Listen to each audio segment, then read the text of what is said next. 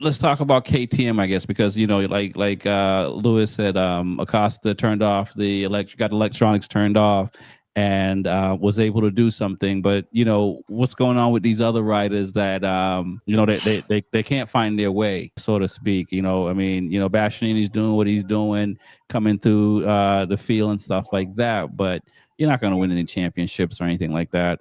What are your thoughts on where KTM outside of Acosta? Because he's looking for that win, so he might be doing as much as Bagnaia, but he's not. He's having better luck, so to speak. I mean, he may disagree because there's a couple of crashes that took him out of the podium. What are your thoughts on KTM? From the start of the year, I mean, all the news that they got, and just not having a full team. Like you need to have a full team. Like your leader also has to be out there. Like Maverick was pretty much helping them and giving them direction. I felt like when they were struggling and for their ups and downs, and they just can't be consistent. Like for some reason, I don't understand. Like Brad Binder is a good rider, but like he's not helping much at all. Like I don't see him helping any situation. He's always in the back of the pack. Like Pedro's putting in the work.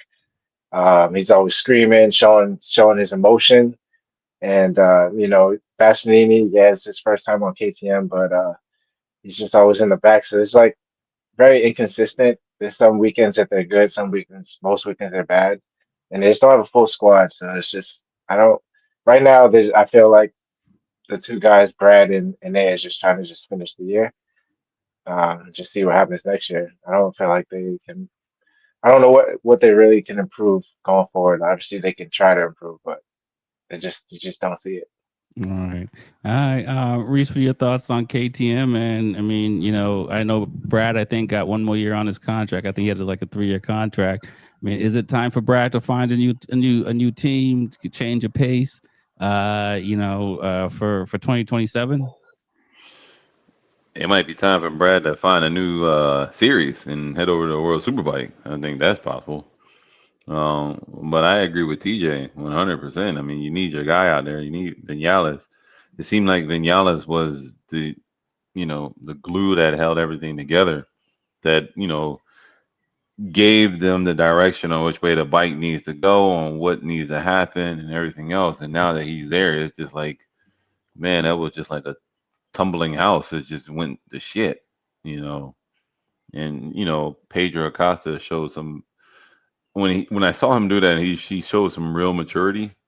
That they said they show him a little bit mature to actually want to ride the bike with zero electronics, like turn the electronics down, like just put them all the way low as possible, and let me do this.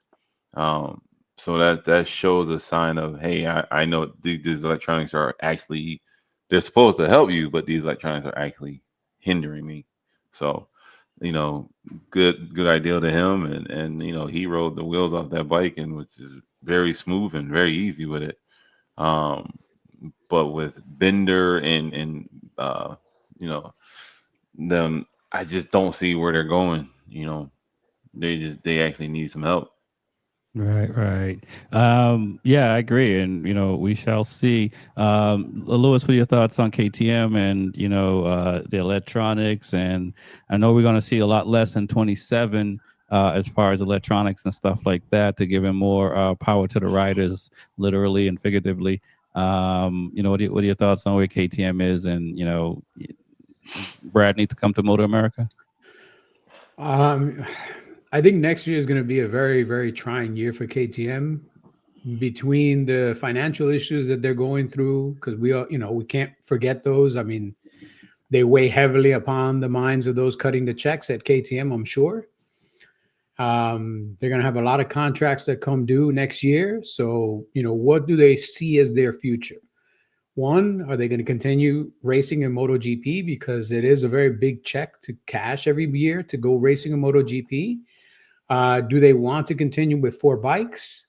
Do they want to actually have a true satellite team that's separate from their team? So obviously the Tech 3 team is now owned by somebody else. So I think that person is going to infuse a lot of money to make sure that the KTM squad, or at least the KTM bikes, stay in the grid. So there's at least 4. But on the factory itself, if I see the performance of Brad Binder as currently a 33-year-old, Next year, going to be 34-year-old.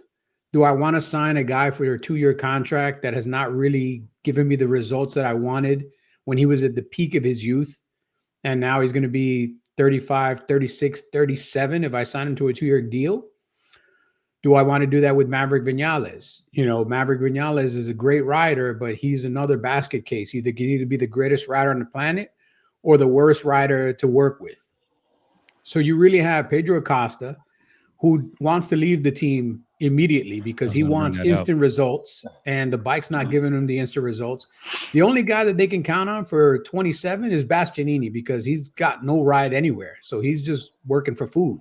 He'll be more than happy to stay on a shitty bike because he can stay in the top 10 just so he can have a competent ride until he can find something better. Right. So No, there's a lot agree. of question marks with the KTM team overall. Yeah,